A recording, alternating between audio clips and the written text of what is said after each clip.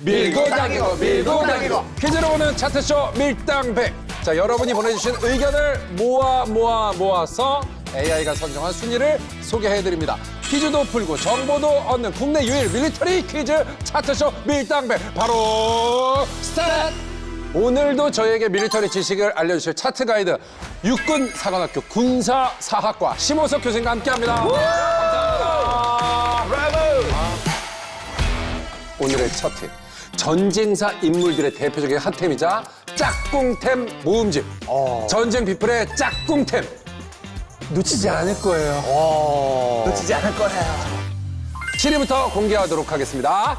제2차 세계대전의 영웅 중 한 명이죠. 윈스턴 처칠. 이분에 관련된 차트입니다. 이분이 딱 총리로 취임했을 때 영국이 위기 상황이었습니다. 2차 대전이 시작돼서 독일은 프랑스를 다 이제 완전히 굴복을 시켰고 영국군 같은 경우는 프랑스의 일부 땅덩이였던 덩케르크에서 겨우 철수해 와서 정말 이제 패망의 직전 상황으로 여길 정도였어요. 실제로 항복하자는 목소리도 있었습니다. 그런데 그때 처칠이 나와서 우리는 절대로 항복하지 않을 것입니다. 저 나쁜 파시스트한테 우리가 어떻게 항복할 수 있습니까? 우리는 끝까지 싸워야 됩니다. 우리가 감히 어떻게 독일한테 타협할 수 있느냐. 네. 근데 정말 그 말대로 국민들이 단합하기 시작합니다. 갑자기 들고 일어난 거죠. 그래, 우리 싸우자, 나가자. 그 리더십이 영국을 승리로 결국 이끌어내는 거죠. 그러니까 절체절명의 순간에서 한 지도자의 리더십이 얼마나 중요한지를 보여주는 게 바로 윈스턴 처칠의 역할이었던 것 같아요. 그렇구나. 또 이제 종군 기자 또 출신이어가지고 자기가 2차 대전 때 했던 여러 가지 것들을 뭐 이렇게 썼는데 그걸 가지고 노벨 문학상을 받았어요. 와, 노벨 문학상. 근데 별로 좋아하진 않았어요. 왜요? 자기는 노벨 평화상을 받고 싶어요. 그리고 이제 또 그림에도 소질이 있어가지고 네. 여러 가지 작품들을 남겼는데 정말 잘 그리지 않았어요? 네. 아니 엄청 네, 근데 이 그림이 유명해진 건 뭐냐면 브래드 피트가 안젤리나 졸리한테 선물했던 그림이에요. 엄청 비싼 그림이에요. 우리도 알고 있는 예전에 그 브란젤리나 커플의 네. 이 그림을 샀었던 거군요. 네, 근데 졸리가 그걸 또 경매에 내놓습니다. 그러면서도 유명해진 것도 없지 않아 있었겠죠. 그렇죠. 근데 이제 처칠하면 떠오르는 정말 유명한 사진 한 장이 있습니다. 보시면 다들 이럴 거예요. 네. 어떤 사진? 저 사진. 기분 나쁜 사진. 뭔가. 그러네요. 네. 근데 저 사진은 41년에 인물 사진의 거장이었던 캐나다의 사진 작가였던 유시카 씨가 찍은 사진이거든요. 2차 대전이 이제 발발하고 나서 캐나다 가서 야 너희도 이제 좀 도와줘야겠다, 뭐 해야겠다라고 하면서 가서 찍었던 사진이에요. 네. 자, 여기서 문제 나갑니다. 자, 여기서 갑자기 나갑니다. 지금 집중해서 잘 들으셨죠? 네. 재밌게 들었어요. 7위입니다. 7위. 카리스마 눈빛이 돋보이는 처칠의 이 사진은 이것을 빼앗겨 나온 표정이다. 자, 필승. 이렇게 바로 나와요? 필승? 네. 제가 좀 관상을 좀 살짝 봤을 때 예. 고지혈증이랑 콜레스테롤 수준 높고 그래요? 역시 예. 보디빌더는 그런 것도 봐야 되죠. 그래요? 잠시만요. 이렇게 해서 약간 당뇨가 조금 있어요. 네, 이렇게 봤을 때는 우선 그 저분이 항상 이런 그 단 거를 평소에 많이 드셨어요. 초콜릿이나 막 캔디나 막 이런 거를. 그러니까 이제 그만 좀 드세요 하면서 같이 간 사람이 뺏은 겁니다. 그래서 저걸 뺏기자마자 엥 하면서 이제 어떻게 해요? 다시 한 번만. 그랬다고? 아닙니다. 안녕. 사실 저분이 사진 찍기 싫었어요. 모자를 쓰고 있었는데 모자. 모자를 쓰고 머리가 있는데 빠져 있으니까. 이거를 보여주기 싫었던 거지. 근데 이게 모자를 뺏기고는 맞아. 맞는 것 같아. 오 그렇네. 아닙니다. 필승 필승. 담배. 담배요? 네, 여기서 담배를 피는 모습을 많이 보여주면 이미지에 좋지 않다. 네. 담배는 아닙니다. 진짜 답 중에 아주 비슷하게 하나 나왔거든요. 그러니까 전 세계에서 쿠바가 필승! 필승 빨랐어. 필승 빨랐어. 필승이 더 빨랐어. 필승이 좀 더 빨랐어. 쿠바. 쿠바 하면 이거죠. 시가 정답입니다. 그럴 것 같더라. 쿠바였네. 7위. 카리스마 눈빛이 돋보이는 처칠의 이 사진은 시가를 빼앗겨 나온 표정이다. 이게 사실이죠? 근데 문제는 이 사진을 찍으러 온 게 그냥 본인이 찍으러 온 게 아니라 캐나다 총리실에서 찍어라라고 해서 온 거거든요. 근데 이거는 처칠이 몰랐던 거예요. 뭐 뜬금없이 사진이야. 그래서 기분이 엄청 나빴어요. 야, 뭐야 이거 다 나가! 뭐 이러는데 근데 그 상황에서 본인은 이제 불쾌했는지 계속 이걸 물고 있어요. 시가를. 네, 계속 이렇게 물고 있고 네. 작가는 막 이렇게 쳐다보지 못하고 그냥 그래 뭉크게 이거 다 필 때까지. 싸움이야. 네, 뭐 이러고 있으니까 처칠도 불편하죠. 막. 너무 불편해. 그런 상황이 있는데 아무튼 이 사람이 기지를 하나 발휘합니다. 어떡해요?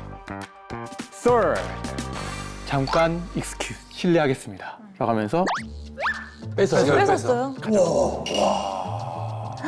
근데 그럼 진짜 난리라는 거 아니야? 왜냐면 오늘 짝꿍템인데. 그러게. 처칠을 딱 보니까 이건 거야. 처칠이 표정이 나를 정말 잡아먹을 듯한 저 표정으로 이렇게 노려보고 있었다는 거예요. 그때 바로 이거야 하면서 딱 찍었어. 찍은 거야. 그래서 그 잡아먹을 듯한 표정이 이 저때 나온 사진 거예요. 도트란이 딱 담긴 거죠. 그래서 이 카시가 시가를 뺏은 그 돌발적인 행동이 마치 이 전쟁에서 원수 히틀러를 쳐다보는 듯한 이 거기까지 전쟁에서 이어지는데. 승리하고 싶은 그 결연한 의지를 담겨 있는 듯한 사진으로 된 거고 저 사진이 이제 역시 처치를 상징하는 가장 유명한 사진이 됐던 겁니다. 실제로는 시가를 뺏겨서 지금 삐져가지고 나온 사진이잖아요. 그렇죠. 이런 시가 하면서 뭐야, 이런 씨가. 그러니까 시가 자기 시간을 달라고 한 거죠. 알겠어요. 네. 근데 저는 정말 처칠이 범인이긴 범인이구나. 대단한 사람이구나라고 느낀 게 딱 찍고 나서 뭐 어쩔 수 없잖아요. 찍힌 거. 네. 한 장 더 찍자. 아, 이게 두 번째 사진. 화면에 웃고 있어요. 네. 대단한 사람이에요. 그러면서 카시한테 이런 말을 했대요. 자네도 참 훌륭한 사람이네. 그치, 그치. 으르렁거리는 사자를 잠재우는 재주가 있고. 그래서 이 사진 제목도 으르렁거리는 사자. 그렇구나. 맞네, 맞네. 아니, 근데 처칠이 시가를 물고 있는 사진을 사실 굉장히 다른 데서 많이 네, 보긴 맞아요. 했어요. 정말 많이 그죠? 행복해 보이잖아요. 얼마나 행복해 보여. 사람이 달라 보이지 않아요? 너무 인자해, 너무 귀엽고. 네, 정말 짝꿍템이었던 거예요. 아. 평생 뭐 한 30만 개까지 피웠다고 하니까. 네? 30만 개요?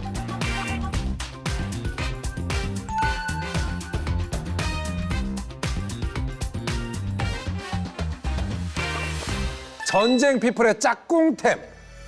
놓치지 않을 거예요? 놓지 않을 거예요. 6입니다. 나도요.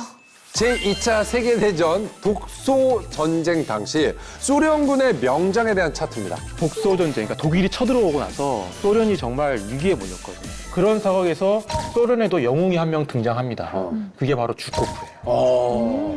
네, 이 사람은 정말 탁월한 지휘관이었던 것 같아요. 그러니까 이거는 소련을 넘어서 2차 대전을 대표하는 지휘관인데 네. 가장 이 사람이 했던 대표적인 이제 전투가 독소 전쟁 혹은 2차 대전 전반의 승패의 전환점이 됐던 스탈린그라드 전투에서 독일군이 그 스탈린그라드라는 도시를 점령하기 위해서 이러고 하고 있을 동안에 네. 주코프는 그 독일군을 포위망 속에 가둬버리고 오히려 반격하는 그 천왕성 계획이라는 사람을 입안에서 시행한 인물이 바로 또 주코프입니다. 그러니까 이 전쟁에서 정말 다양한 작전들을 성공으로 이끌면서 예. 소련의 승리에 가장 큰 기여를 했던 사람이 바로 이 주코프예요. 근데 전쟁 끝나고 나니까 냉전이 찾아옵니다. 그쵸. 그래서 소련과 미국이 서로 적이 돼요. 맞아요. 네. 주코프가 본인이 알고 있던 미군 장군한테 전화를 합니다.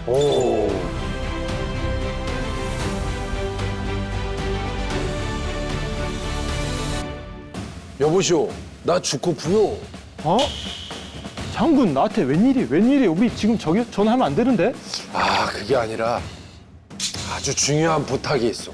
이건 절대 국가 기밀이어야 하오. 잠깐만요. 뭐 저한테 스파이 짓 하라는 건가요? 여기서 문제 나갑니다. 아니, 근데 난 좀 몰입했어, 지금. 여기서 문제. 좀 더 해주세요. 아, 좋았는데. 아니야, 더 가면 안 돼. 더 가면은 이제 문제의 정답이 나와요. 주코프 장군은 미국 수뇌부에게 전화를 걸어 이것을 밀수했습니다. 필승. 네. 전쟁을 할 때 보니까 그 미국 전투 식량이 좀 맛있네. 먹어보니까. 주로 이제 뭐 초콜릿이나 초콜릿이나. 이런 것들 굉장히 뭐 거기 이제 들어있는 것들이 통조림이 맛있어서 그거를 조금 우리도 예전에 어렸을 때 왜 미제라고 미제 그쵸. 초콜릿이랑 맛이 달라. 완전 다르거든요. 아, 그거 진짜 맛있어서 미제 그쵸. 초콜릿, 그죠? 그러니까 그 맛을 따라올 수가 없는 거지. 그렇죠. 예. 아닙니다. 한결. 당겨. 네. 이 두 분이 그러니까 친구였지 않습니까? 그때 친구끼리 만나서 술을 담겨놓은 게 있었던 거야. 우린 뭐 인삼주 막 몇 년 된 거. 이거 우리 30년 뒤에 까먹자. 더덕주, 그런 이런 거. 거. 더덕주. 나도 그런 거 있어. 나도 친구들하고 먹었던 그때 당시 그 장소에서 먹었던 술이 기억나는 게 우리 있잖아요. 그 추억 때문에 전화해서 술을 밀수를 부탁했다. 일리 있는 것 같아. 저한테 전화해서 잘 있냐? 어떠냐? 야, 우리 옛날에 그때 먹었던 술 있잖아. 술 아닙니다. 아, 여기까지 펌핑을 해고서 아니래. 뭐야? 힌트 주세요. 아까 오답 술은 아니에요. 떼온 거예요. 이겁니다. 자, 이게 뭐예요? 이게 이제 일본 술 그 북극곰의 눈물이라는 북극곰이 힌트입니다. 충성. 아, 드리겠습니다. 네, 콜라. 콜라야? 정답입니다. 주코프 장군은 미국 수뇌부에게 전화를 걸어 콜라를 밀수했다였습니다. 콜라를 왜 밀수한 거예요? 콜라에 중독돼 버린 거죠. 콜라 중대 못 끊어. 맞아. 못 끊어, 못 끊어. 그 아이젠하워가 이제 소개시켜줬거든요. 우리에게는 이런 게 있다. 그때부터 콜라를 엄청 이제 마시기 시작한 겁니다. 근데 어때 마시다 보니까 다 떨어진 거죠? 그렇죠. 생각이 나는 거죠. 그리고 콜라라는 게 하필 또 이제 미국 자본주의, 미국 세계를 상징하는 거 아니에요? 맞아요, 맞아요. 자본주의의 상징이죠. 그렇기 때문에 스탈린이 그 미국 자본주의의, 미국 문화의 그 상징이었던 것들 다 이제 금지시키는 거고. 그쵸, 못하게 했죠. 그 중에 이제 콜라도 포함이 되어 있었던 겁니다. 너무나 이게 위험한 건데도 그렇게 콜라가 먹고 싶었다는 거. 근데 미국 정부는 의외로 이게 콜라를 소련으로 우리가 보내자. 콜라 사업적으로? 맛에서 이렇게 중독이 되고 하면은 러시아가 넘어간다? 역시 미국의 자본 대단하구나. 미국 물품 역시 최고야. 뭐 이런 거를 하는 겁니다. 그러면서 이 기회를 살리자 주코프 맞춤 콜라를 만듭니다. 맞춤 콜라. 맞춤 맞춤 콜라요? 네. 투명한 콜라를 만들어서 소련으로 보내줘요. 우와. 그럼 콜라의 본 모양이 아닌 거예요? 저 생각에는 걸리더라도 콜라가 아니구나라는 걸 할 거 같아요. 근데 맛은 콜라 맛인 거죠. 맛은 똑같고. 네. 나중에는 보드카 병에 보내기도 하고 미국이 소련한테 그렇게 이제 벌리게 되는 거죠. 그러다가 이제 74년에 콜라를 합법적으로 마실 수 있는 세상이 왔습니다. 아, 행복하겠다. 근데 어. 주코프가 하필 그 해에 병사하고 맙니다. 아이고. 아이고, 그때 어떻게 주고프냐. 아이고, 아깝네. 야, 이게 떳떳하게 마실 수 있는 기회가 없었네요. 와. 근데 숨어서 먹는 게 더 맛있습니다. 그렇긴 해요. 그렇긴 해요. 아무튼 그만큼 또 콜라에 대한 재미난 얘기가 있었군요.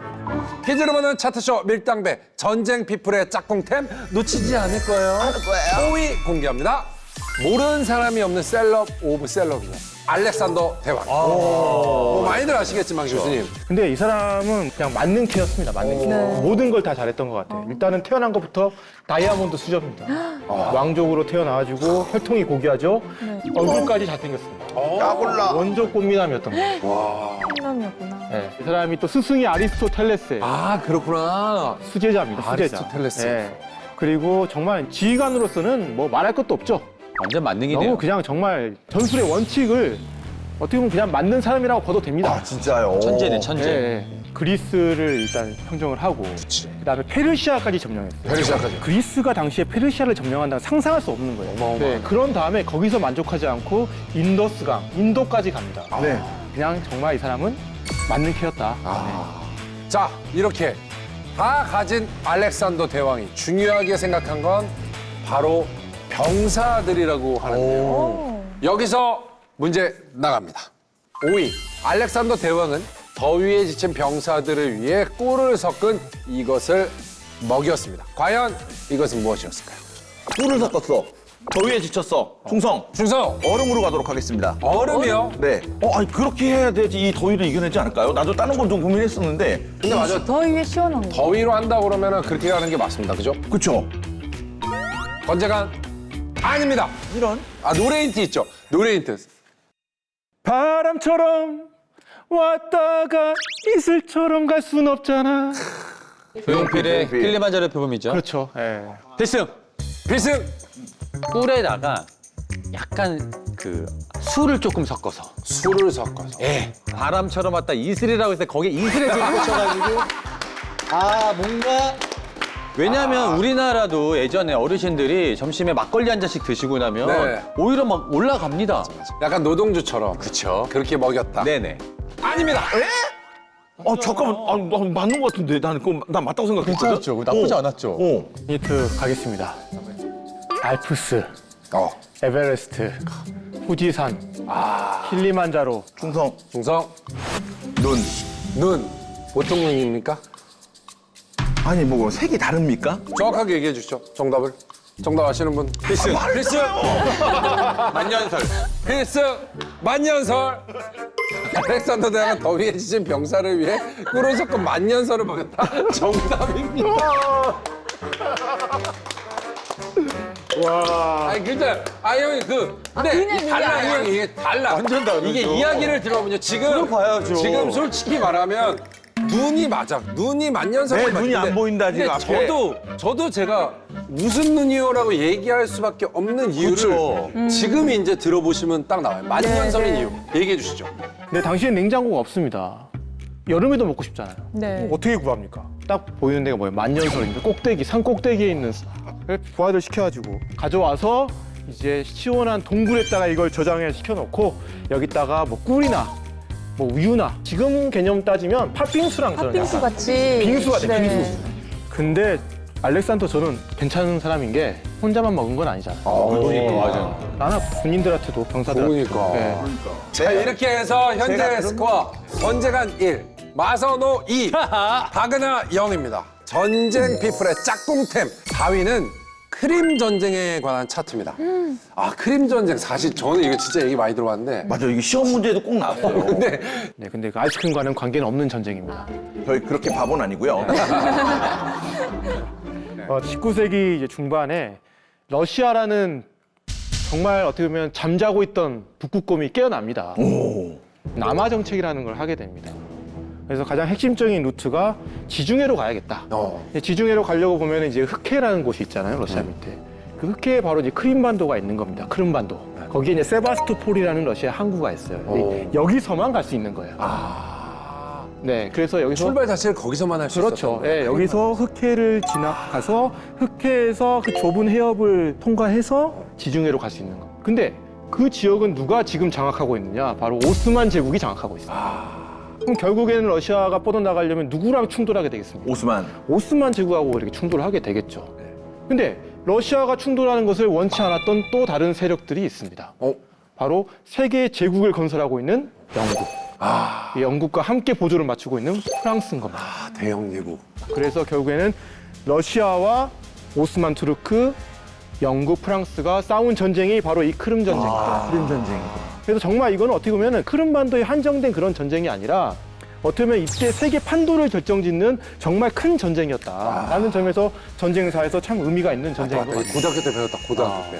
그리고 이때 크림 전쟁은 뛰어난 인물들을 우리가 많이 기억하고 하는데 이때 워낙 무능한 지휘관들이 판을 많이 치는 바람에 좋아하는 아이템 중 하나입니다. 문화 아이템. 맞아요. 네. 네. 근데 그 대표적인 한 인물이 영국군의 기병 사령관이었던 기병. 네, 토마스 브루더넬입니다.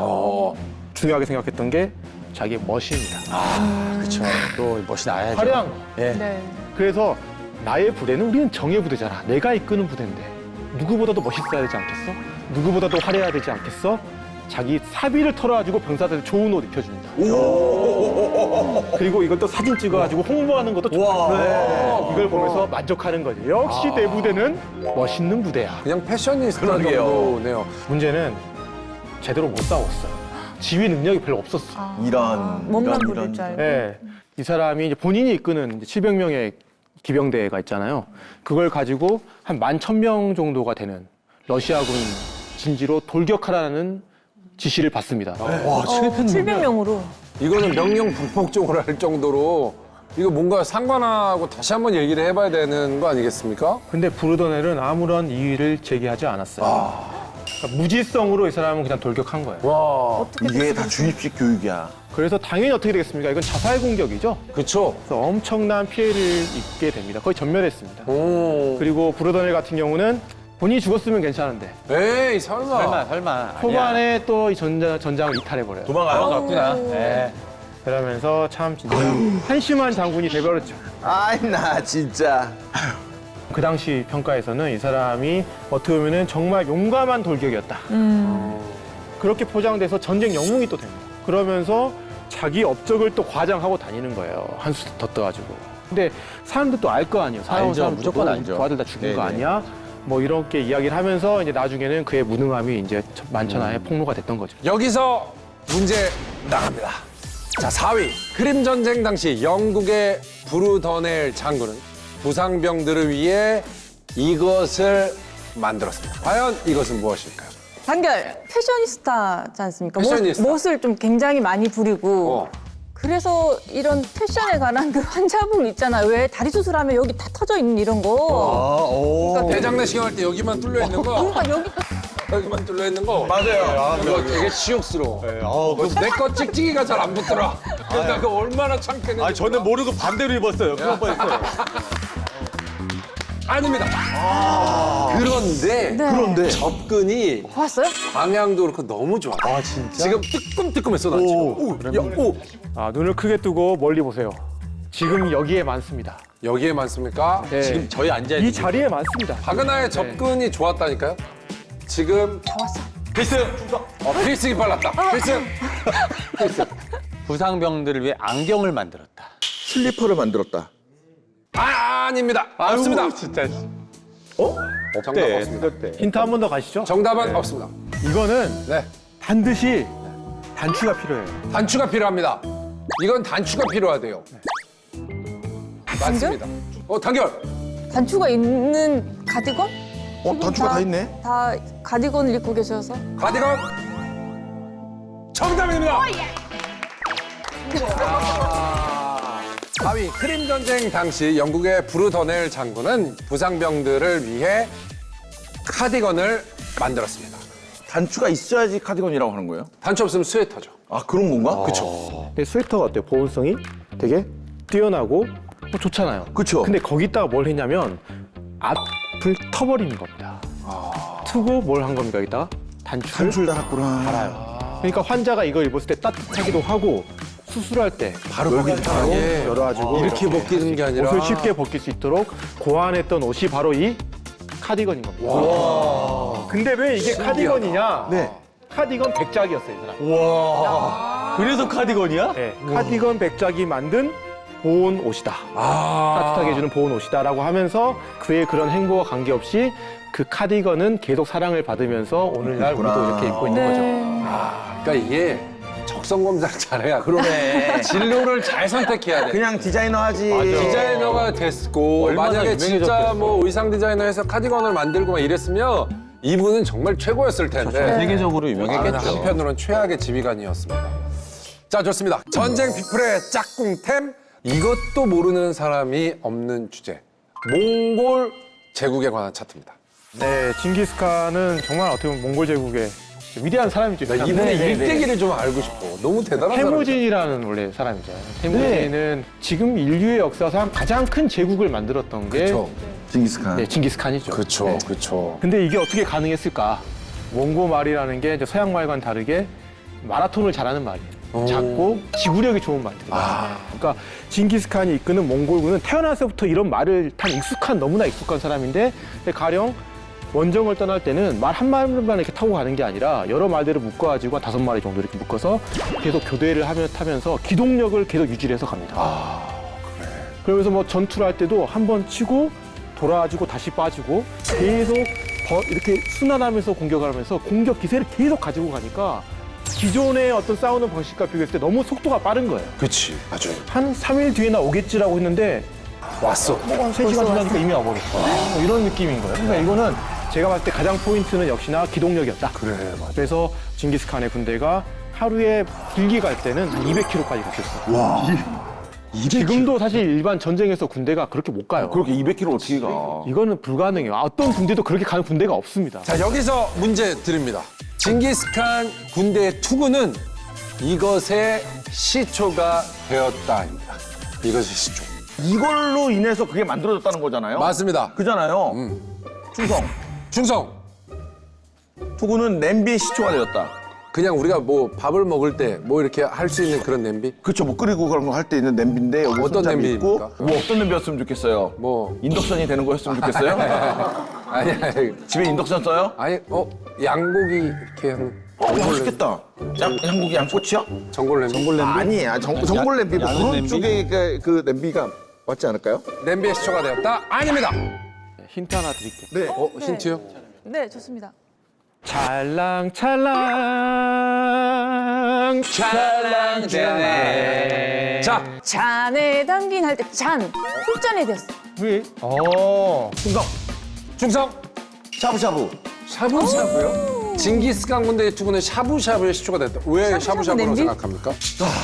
또 찰랑찰랑이라고 하니까는 넘치는 거 방지를 하는 그런 냄비가 생각이 나는 거예요. 필승!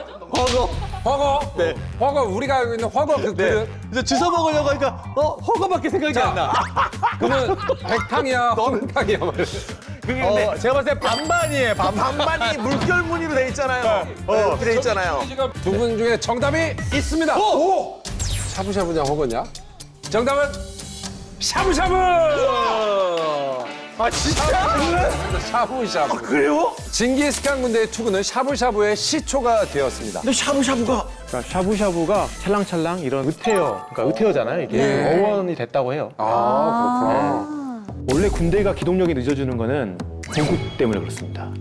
근데 몽골군은 그 보급 부대를 없애고 정말 개인이 그런 거를 다 가지고 다니면서 보급을 최소화하면서 자체 해결할 수 있게 이렇게 한 겁니다. 그러니까 빨랐구나. 네, 그래서 먹으려면 취사를 해야 될 거 아니에요. 그쵸. 그래서 거기 딱 있는 투구에다가 물을 끓여가지고 딱 자른 고기를 담가서 먹는 거예요? 네, 그래서 먹는 거죠. 익혀가지고 딱 바로 먹는 거죠.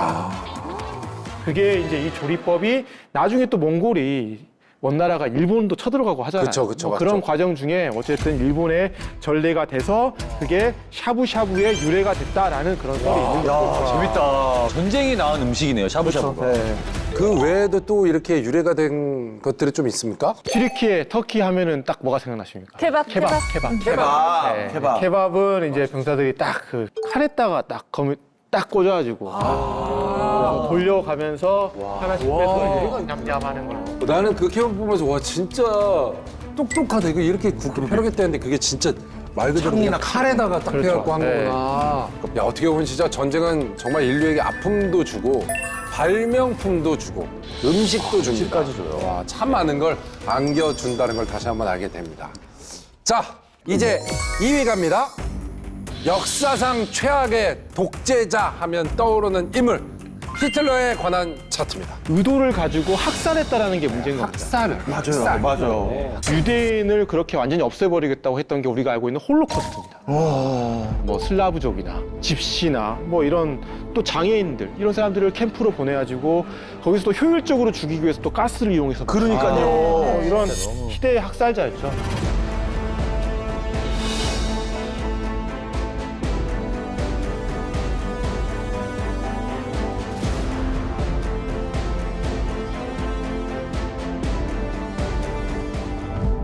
네, 아무튼 근데 이 사람이 되게 웃긴 게 뭐냐면 동물 애호가입니다. 예? 동물 학대 급지법을 또 만든 사람이에요. 아니, 진짜 그리고 사람은 죽여요? 그렇죠. 뭐 하는 짓이죠? 정말 모순적인 인물인 겁니다. 네.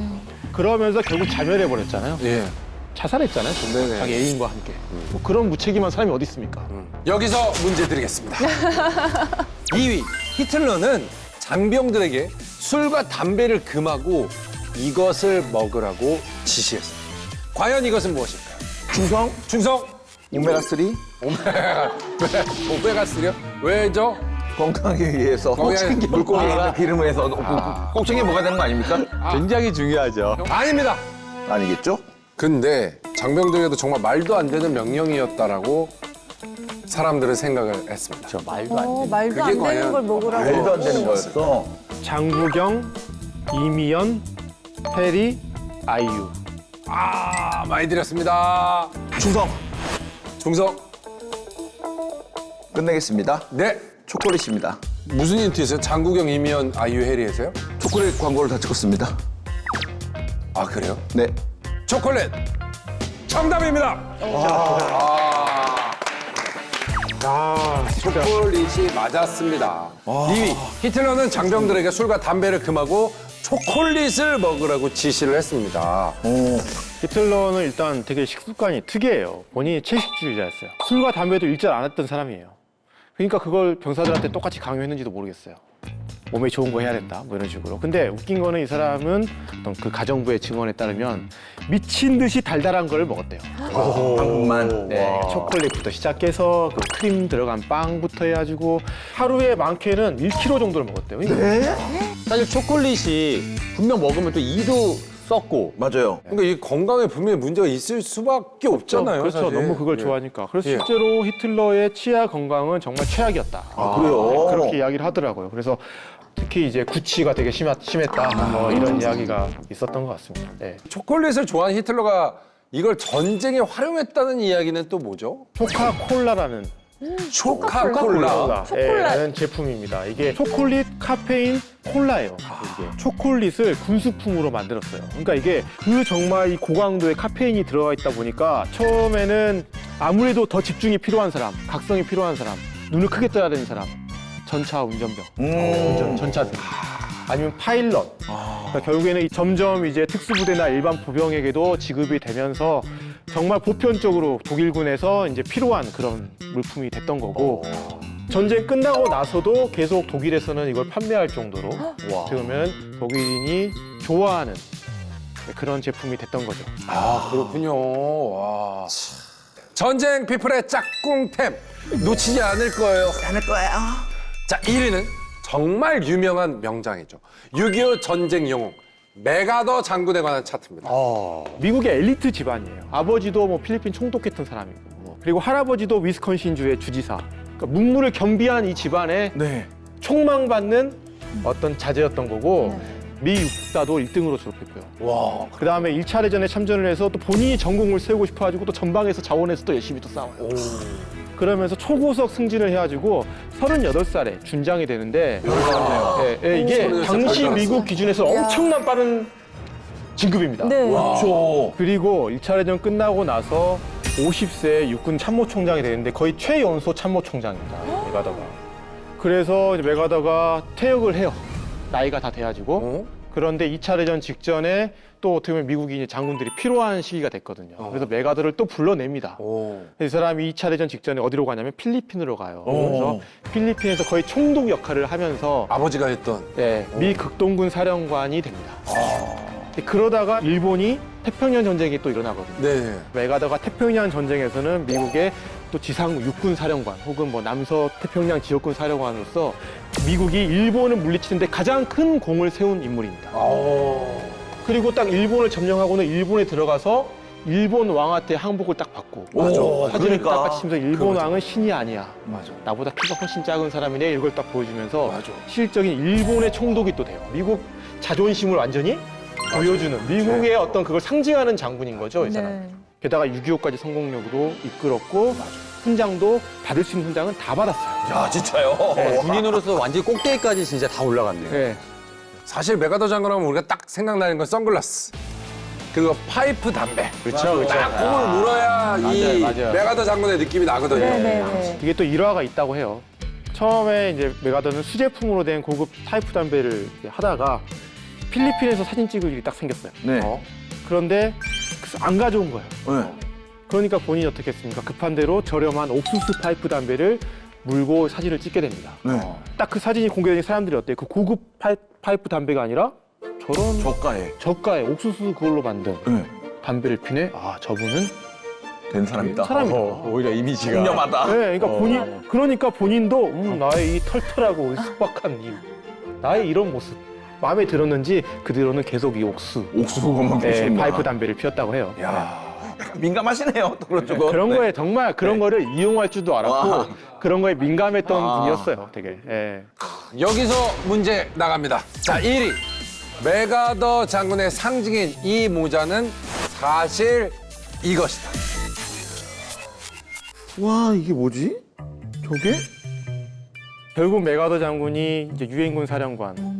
그래서 해임되었던 가장 큰 이유가 대통령 말도 안 들었거든요, 이 사람. 그러니까 대통령이 해임시켜버린 겁니다. 그런 것들을 뭔가 보여주는 여러 가지 것들이 저기에도 담겨 있지 않을까 그렇습니까? 그런 생각을 합니다. 많이 드렸습니다. 필승. 사실은 이제 군인들은 원래 다 보급품을 쓰잖아요. 어. 예. 저 보급이 아니고 명품이다. 아. 저 모자는 사실 브랜드가 있는 걸로. 네, 브랜드가 있는 걸로 해서 쓰고 맞췄다. 다녔던 거죠. 아닙니다. 근데 접근 나도 맞다고 접근이 좋아요. 들어보니까. 그렇게 접근하면 돼요. 충성. 충성. 경찰 모자였다. 경찰 모자였다. 왜요? 독수리 같은 게 그려져 있는데 경찰 모자가 예뻐서 그걸 이쁘니까 그걸 쓴 거 아니에요? 아닙니다. 근데 접근 좋습니다. 힌트. 힌트. 야, 일로 와. 일로 와. 힌트. 야, 일로 와. 일로 와. 야, 일단 엎드려.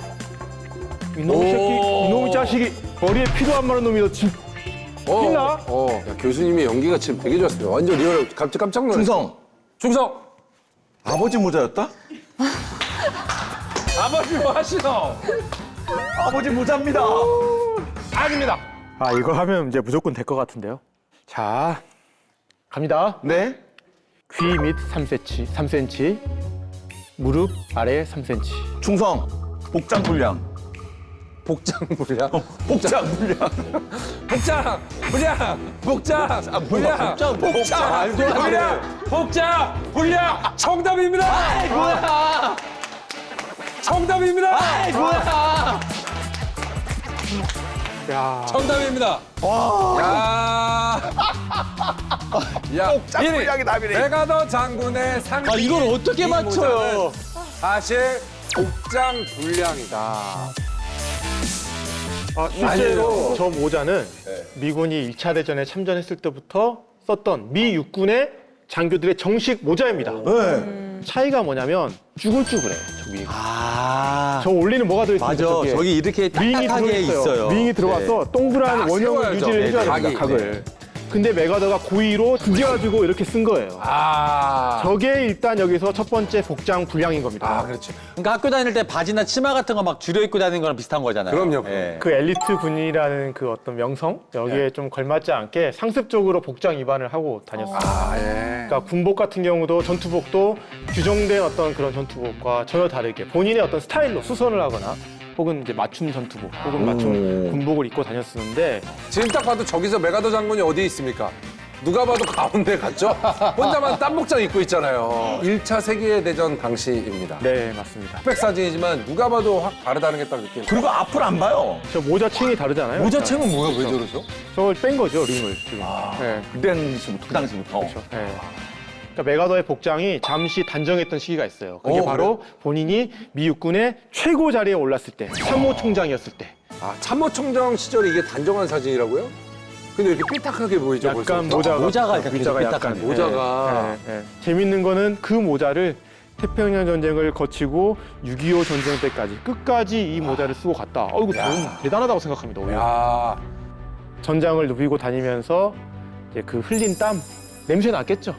얼룩진 그 모자, 그렇죠, 그렇죠. 포탄의 연기, 그 흐름 그게 다 담겨 있는 그런 물건이었던 것 같아요. 그러니까요. that old soldiers never die. They just fade away.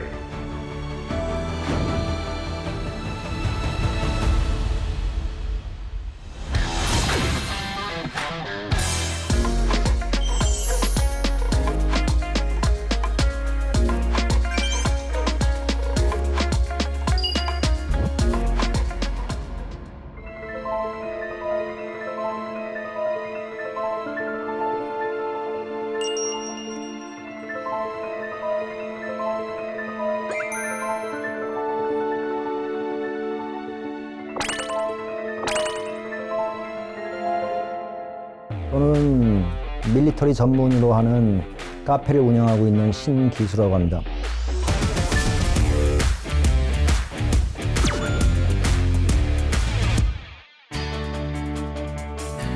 여기는 이제 군 관련된 물품이나 어떤 뭐 기록물 같은 거를 보관하는 인테리어를 주로 해가지고 만든 밀리터리 전문 카페입니다.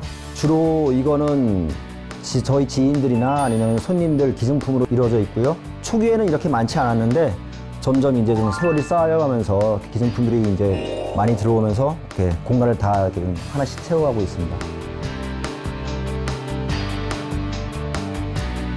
보통은 이제 본인 집에 창고나 어디 뭐 이렇게 서구에서 썩어갈 물건들인데 여기서 재탄생했다고 할까요? 되게 좀 뿌듯해 하시죠. 제 곳을 찾았다, 딱 맞는 곳을 찾았다고 많이 말씀들 하시고요. 이렇게 기증을 해주시면 제가 뭐 차 한 잔이라든가 아니면 저도 군 관련해서 좀 드리는 기념품들이 있거든요. 그런 거 좀 드리고 합니다. 공짜로 받진 않습니다. 진짜 사소한 물건부터 진짜 중요한 물건까지 다 수집하시는 거예요. 쇼핑백. 쇼핑백까지. 와. 그런 물건에도 뭔가 의미를 부여하시는 거잖아요. 그러니까. 네. 이 마크가 미국 1군단, 미 육군 1군단 마크예요. 남북전쟁 때 군단 마크를 그대로 옮겨 쓴 게 유일한 미 1군단입니다. 이건 한미 1군단에 근무하신 이제 손님께서 기증하신 건데 개편되면서 한미연합사령부로 이제 다시 재창설이 됩니다.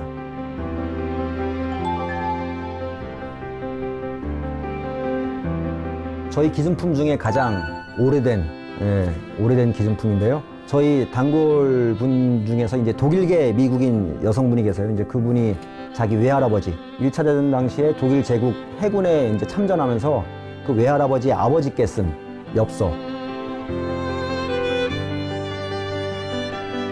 1900년 초반에 이제 일본, 독일, 영국, 미국 그런 데서 이제 전함을 만들기 이제 경쟁이 벌어졌거든요. 그래서 근데 해군하면 영국이기 때문에 이제 영국이 드레드노트 만들면서 이제 그게 이제 독일 해군, 그다음에 미국 그쪽으로 이제 한때 이제 유행이 됐었죠. 드레드노트가 엄청난 큰 이제 전함입니다.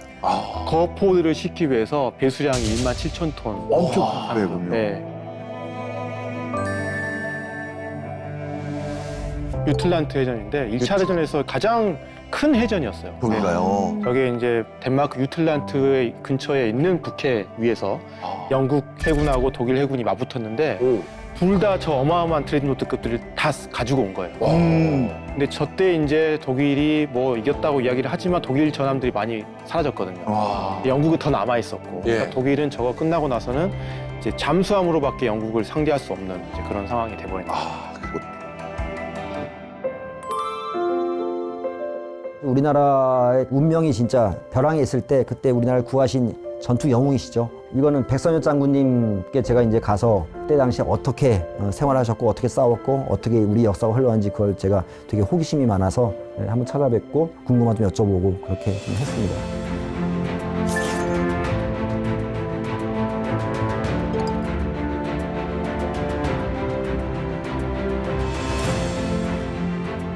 그때 1사단을 지휘하실 때 미군과 합동작전을 연합작전을 편 게 이제 1사단이 유일하다고 볼 수 있거든요. 그래서 미군과 같이 연합작전을 하는 게 상당히 많이 도움이 되셨다고 그때 그 말씀을 하셨습니다. 낙동강 방어선에서도 정말 중요했던 자리가 다부동 쪽이거든요. 네. 대구 쪽으로 내려오고 다부동전. 저기를 우리 국군 1사단 백선엽 장군이 지휘했던 1사단이 지켜냈고요. 백선엽 장군은 당시 미군이 인정한 유일한 한국군 장군이었다. 의미가 있는 것 같습니다. 세월이 담긴, 사연이 담긴 그런 물품들을 받고 싶다. 또 하나는 내가 갖고 있는 것뿐이 아닌 다양한 것들을 한번 좀 내가 좀 다루고 싶다 해서 이제 기부를 택했죠. 책들이 또 저렇게. 와.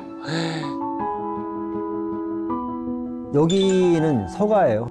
제가 한 20몇 년 전에 번역을 한 책이 있는데 그게 유명한 밴드 오브 브라더스입니다.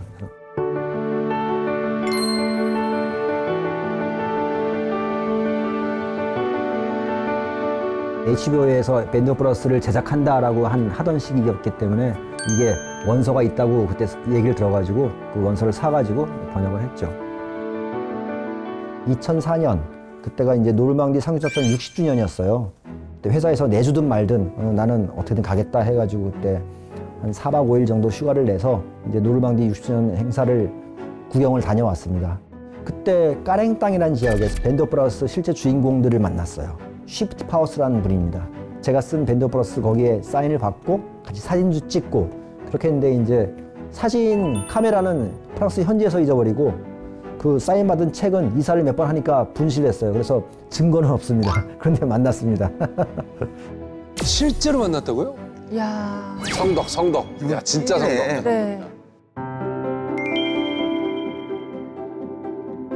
제가 신혼여행을 2차 대전 때 보시면 마켓 가든 작전이라고 있어요. 이제 그 경로를 따라 갔다 왔는데 신혼여행을 저기로 갔어. 저분 아, 아인트호벤, 네이메이현, 그다음에 아른햄으로 이어지는 구역입니다. 이제 그 당시에 독일군 치하에 있던 네덜란드를 한번 쫙 가로질러가지고 라인강 쪽으로 한번 가보자 해서 이제 몽고메리 장군이 제안을 한 작전인데 마켓 가든이란 게 마켓이 네덜란드를 관통하는 강에 있는 교량, 다리 세 군데를 점령하는 게 그게 마켓입니다. 이제 영국의 30군단이라고 이제 그게 고속도로 따라서 쭉 가는 게 이제 가든의 역할이거든요. 그래서 그 전적지를 한번 가보고 싶었어요.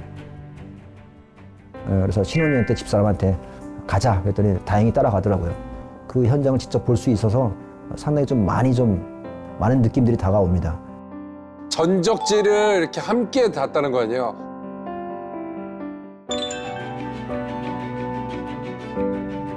이거는 제가 개인적으로 만든 팜플렛인데 한 20 몇 년 됐어요, 이것도. 그냥 육군 부대가 6.25 때 싸웠던 그 내용을 이렇게 좀 정리해서 해놓은 겁니다. 제가 국내 전적지를 한 250군데 다녔는데 제가 직접 다 찍은 사진으로 해놨고요. 아, 직접 찍었다고요?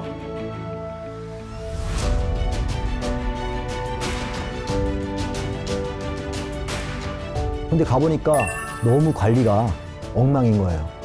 기념 화환이 비바람에 다 쓰러져가지고 막 그냥 여기저기 난리 나는데 그거 뭐 정리도 안 돼 있고 관리나 활용이 아쉽다.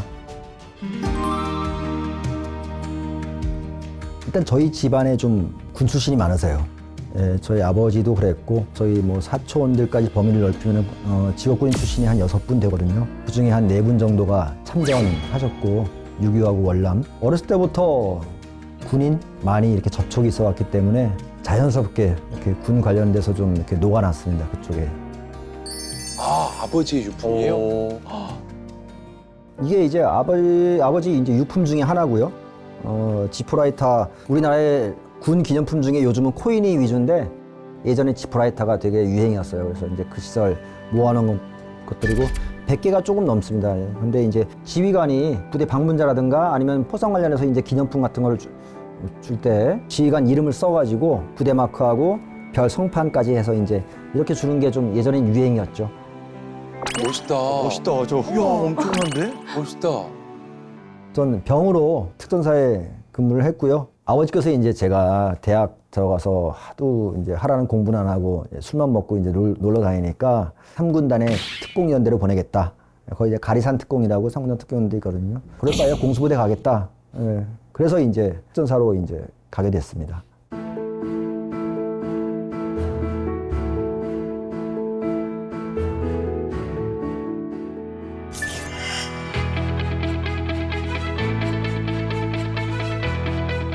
여기는 이제 손님들 오시면 가장 좋아하는 구역이고요. 이건 우리나라 전체 부대 마크 육해공군 국방부 직할까지 전체 부대 마크를 놓은 건데 와, 부대 마크. 어떻게 저걸 다 갖고 계시지? 진짜 대단하신 분이에요. 깜짝 놀랐어. 여기 보시면 맨 위는 보시면 아시겠지만 해병대고요. 여기는 육군 군사령부하고 군단급. 요 세 칸이 사단. 여기는 여단. 여기는 육군의 학교. 밑에 두 칸은 공군. 그다음에 여기는 국방부 직할하고 기타 부대. 이렇게 지금 구성이 되어 있습니다.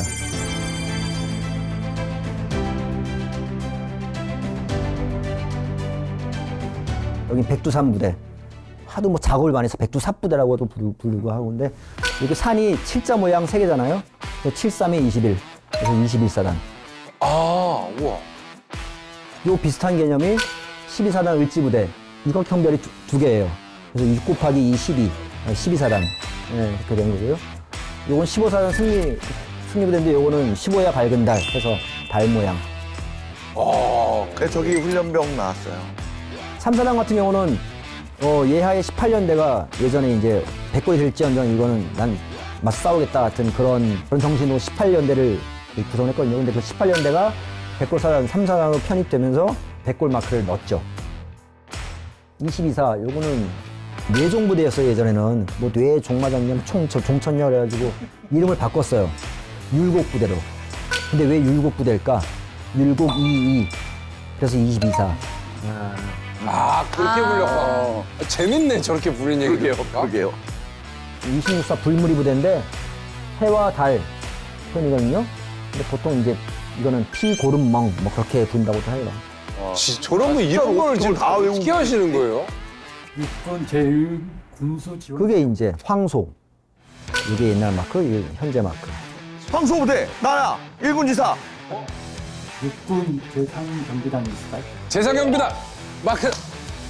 지금 마크는 없는데 삼경비단 마크가 14야. 그게 17사단 예하거든요. 그래서 17사에 17, 그다음에 103여단 예하 있었는데 해체됐으니까 요 103여단 마크 그거를 이제 합쳐가지고 103 대신 17을 놓고 가운데 동그라미는 인천공항 마크로.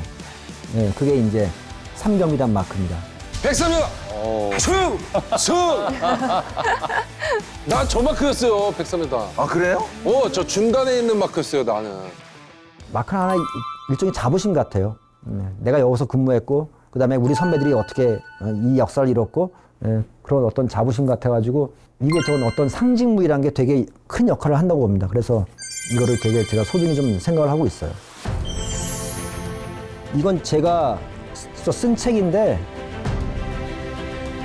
육군 같은 경우는 해체된 부대, 그다음에 부대 마크 바뀐 부대 해서 다 모아놓은 그 부대 마크의 의미, 그다음에 부대 간단한 역사, 그다음에 애칭 의미, 그다음에 각종 여담들 이렇게 모아서 그다음에 쓴 책이고요. 현역 부대의 현재 마크만 남았습니다. 야, 정말 대단하십니다. 대단하시다 진짜. 제 지인들이나 전문가분들한테 인터뷰까지는 아니지만 좀 물어봐서 자료 얻은 것도 있고 또 해당 부대에 또 연락해가지고 이제 접촉을 해서 얻은 자료도 있고 다양한 경로로 좀 얻었습니다. 아니, 근데 아지트라니까 우리 놀러 가도 되죠? 그러네. 우리도 놀러 가서 저기서 막 이렇게 봐도 되잖아요. 군 관련 테마파크하고 전적지 관광, 그 다음에 좀 작지만 군 관련된 박물관 설립, 그걸 세 가지를 목표로 지금 사업을 준비 중에 있거든요. 나는 밀리터리 마니아를 위한 조력자다. 진짜 너무 멋진 그룹자십니다. 와. 밀고 당기고 밀고 당기고 밀고 당기고. 네, 여러분 안녕하십니까. 국전사 출신 가수 박군입니다. 반갑습니다.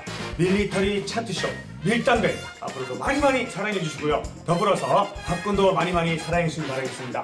불철주야 정말 국가를 위해서 노력해 주시는 우리 국군 장병 여러분들 너무너무 존경하고요. 앞으로도 늘 건강하게 신나고 즐겁게 군 생활을 마치시길 바라겠습니다.